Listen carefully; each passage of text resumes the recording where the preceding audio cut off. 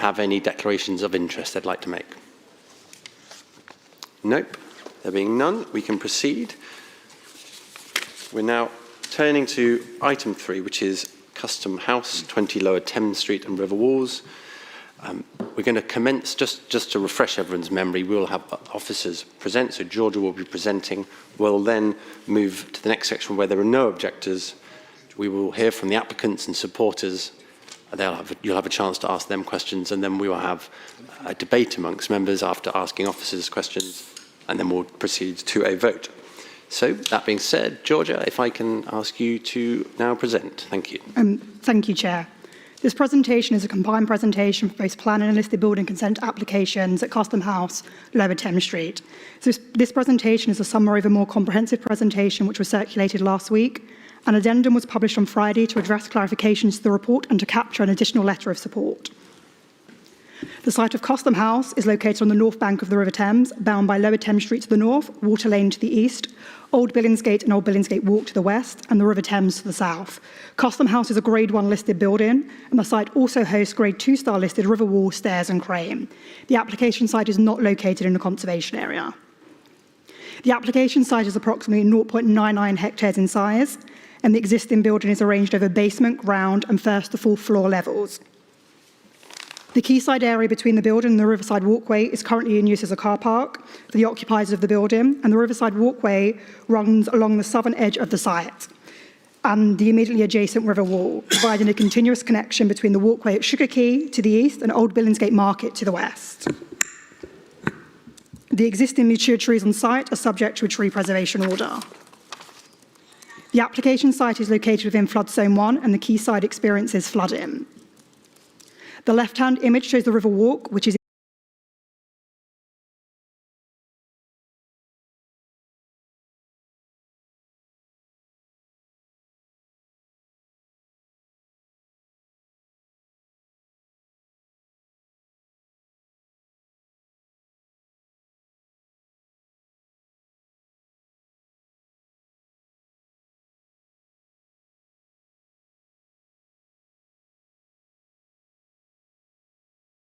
is fenced off from the remainder of the Thames path and is currently used as a car park, as shown in the left-hand image. Also in this image, you can see the mature trees that currently exist on site. The right-hand image shows existing railings to the site perimeter, and the right-hand image shows the existing ramp to the basement, which currently occupies a large extent of the quayside, adjacent to Water Lane. The existing building comprises of 3 distinct historic phases. The west wing is best preserved, retaining much of the original plan, form and fabric associated with David Lang, the original architect of the building. The central wing and external facades were extensively rebuilt by Robert Smirk shortly after the first phase of the building. These works, however, retained the neoclassical style and remain of high architectural and historic significance. The eastern wing has been extensively rebuilt internally following bomb damage, and much of the historic fabric was removed. The overall sensitivity of the eastern wing is therefore substantially reduced. The significance of Custom House is layered, comprising the following key factors: its historic importance as a large Georgian purpose-built office ensemble, its distinctive Greek revival architectural style, and its importance as a key riverside building. Custom House remains an important illustration of historic maritime activity and the rise of London at the heart of global trading empire. Inside the building, the key spaces include the Long Room, seen here on the left, and the King's Warehouse seen centre. These are both large open areas which reflect the high volume of goods and people which historically moved, and circulation space for custom officials who worked in the building. Planning permission and listed building consent are sought for a series of internal and external alterations to Custom House to facilitate its conversion to a hotel and accompanying uses, including a spa and health centre, and ground floor food and beverage uses, a public north-south route, and a gallery and event space. The quayside would be comprehensively reimagined as part of these proposals. The proposed hotel would consist of 179 hotel rooms. The application is accompanied by market commentary and by financial viability, enhancing an appreciation of the building's historic function and character. Enhancing an appreciation of the building's historic function and character. The CGI on the slide is taken from Water Lane. This view shows the replacement of the existing vehicle ramp, extending the level extent of the quayside. A new vehicle lift is seen centre with planting used to soften its appearance in views along the quayside. In this view, you can also see the revision of awnings to the east and west wings. The final design of the awnings will be controlled via condition, but the design seeks to replicate historic external blind boxes found on site, whilst reducing the need for additional ventilation and plant to the interior. Here is the proposed view CGI from Billingsgate Walk with the improved riverside wall views towards the building, as well as the minimal extent of intervention to this principal facade. And here is the proposed CGI from Bywood Street. The series of demolition and proposed plans will be shown to you to give you an overview of the internal works. You will see the extent of the fabric removal is minimal, indicated in red. In main, the proposals focus on retention, adaptation and restoration of the existing plan form and fabric. Here you see the demolition plan at basement level. The more substantive demolition is in the less sensitive rebuilt 20th century east wing, including the removal of the existing vehicle ramp. The proposed basement and lower basement plans are shown on the slide. Excavation for a lower basement is proposed to accommodate the proposed vehicle lift, to allow for the replacement of the existing vehicle ramp and for delivery and servicing to take place at basement level. The proposed spa and health centre are located in the west and central blocks, including a swimming pool to the central wing. The west wing part of the basement is shown on the slide, showing part of the spa and health centre in detail. This area is accessed separately via a stepped entrance and Old Billingsgate Walk. Step-free entrance for the spa will be provided either via Lower Thames Street or via the quayside.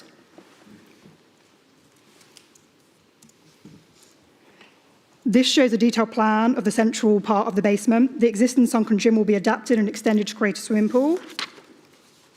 The image on the left is the existing sunken gym, and on the right is the proposed CGI of the proposed swimming pool. In the eastern wing at basement level, policy-compliant long-stay cycle path form within the central and west wings would be preserved.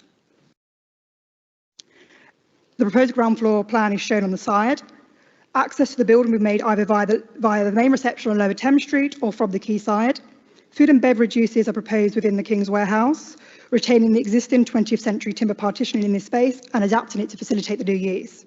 The final fit-out of this space is to be controlled via condition, noting that the kitchens for the restaurant uses will be located away from the King's Warehouse in the east wing. Hotel rooms are proposed in both the east and west wings, retaining existing room sets and proportions within the historic spaces. Cultural uses are also proposed at ground floor level, including a cafe access directly from the terrace on the riverside and gallery spaces. The proposed mezzanine level demolition plan is shown, with the more substantive demolition works taking place in the 20th century east wing. The proposed mezzanine plan is shown. At this level, bedrooms are proposed along with other hotel facilities.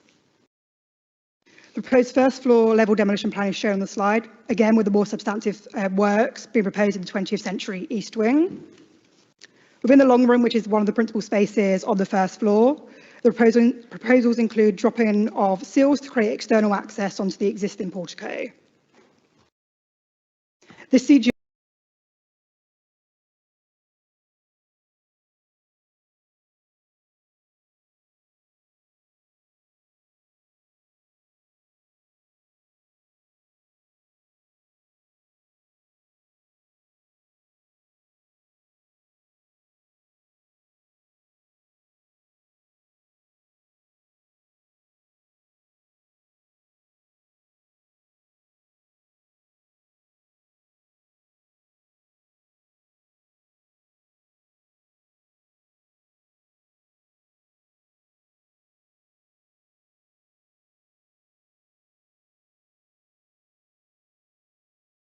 at ground floor level, which will be accessible to hotel guests.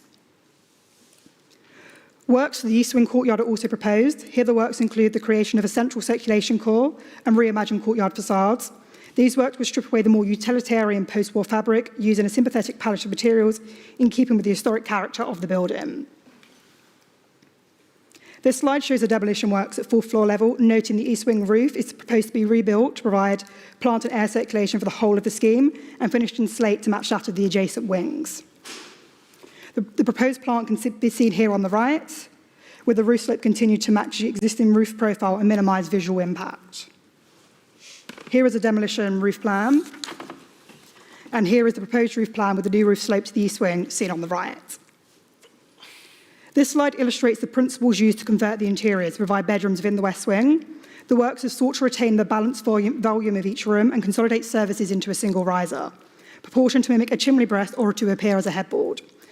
The work seek to preserve any decorative or historic features within each space, such as cornices and fireplaces, as well as any interconnections to adjacent rooms, where these form distinctive sets.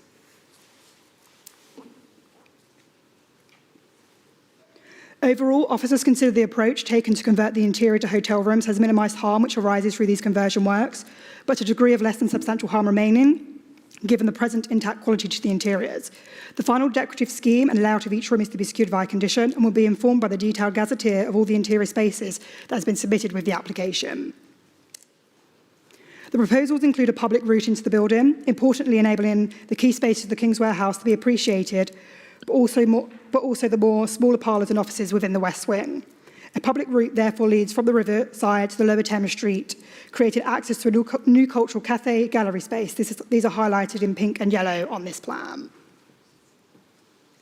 The proposed north-south route from the quayside to the reception via the King's Warehouse would incorporate historic displays that would tell the history of a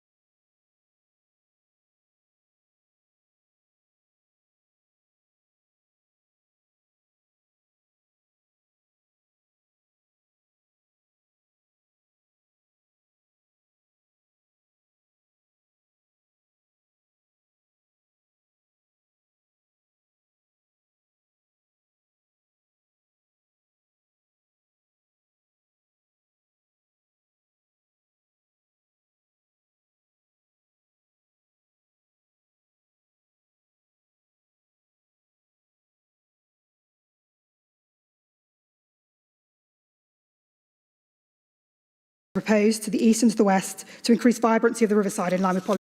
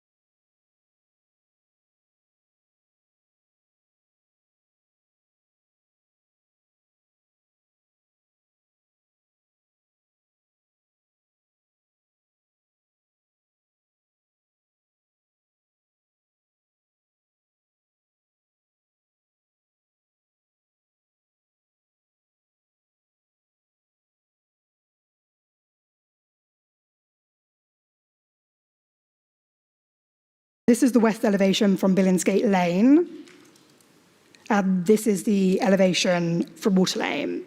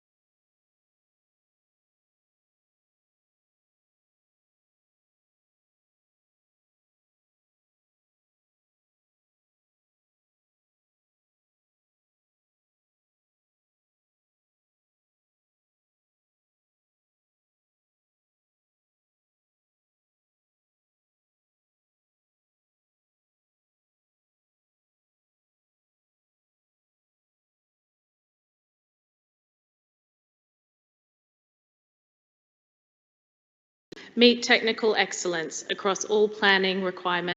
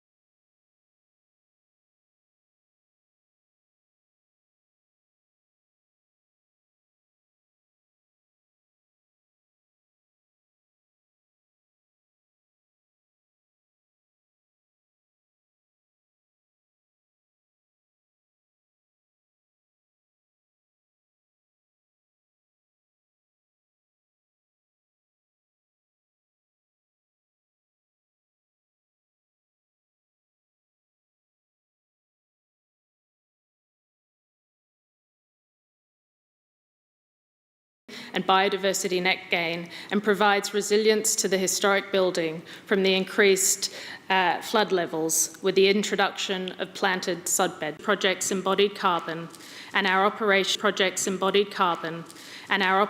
carbon is also minimised through active and passive systems. Air source heat pumps located on the 1966 rebuilt East Wing roof allow the development to be fully electric and reinstate massively reduce solar gains and reducing those heat loads. Our transport assessment confirms the proposed use can be accommodated within the existing infrastructure and provides a designated off-street basement loading bay. concealed below the quayside, with operational arrangements designed to protect residential amenity from noise disruption. To conclude, these proposals demonstrate a conservation approach, rigorous consultation, detailed research and analysis, and a design that recognises this building's importance. Custom House has witnessed London's evolution for centuries. Our proposals ensure that it continues to serve the city, not as a museum piece, but as a living, accessible part of London's historic fabric and destination city vision. Thank you, and I'd now like to pass over to Joss.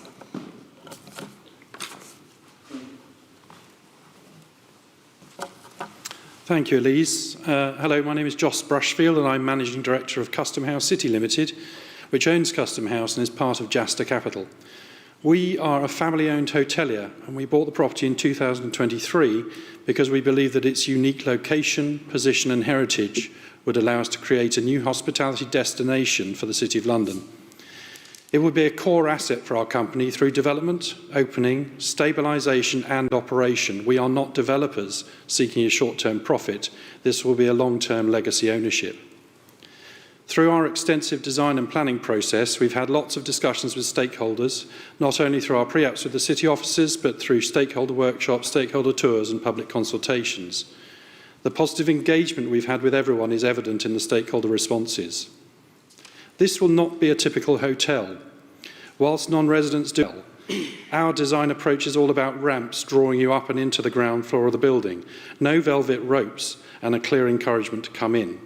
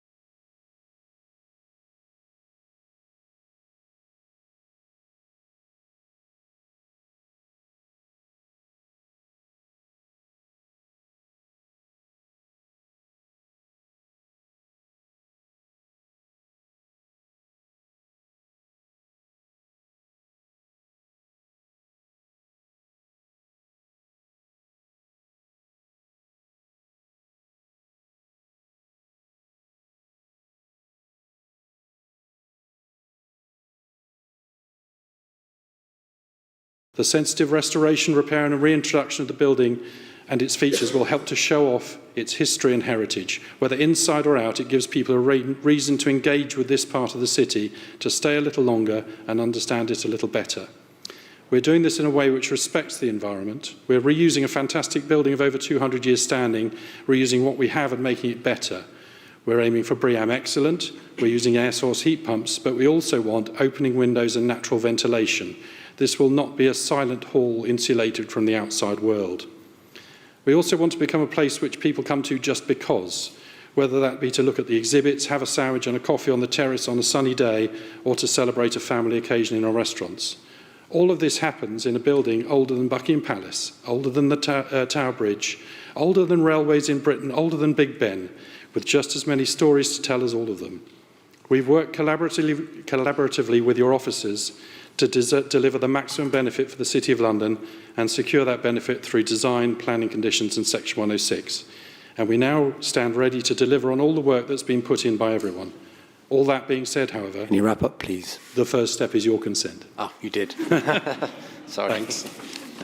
Thank you very much. Now, this is an opportunity to ask questions of the applicants. And bear in mind, you will also have an opportunity to ask officers detailed questions on the report.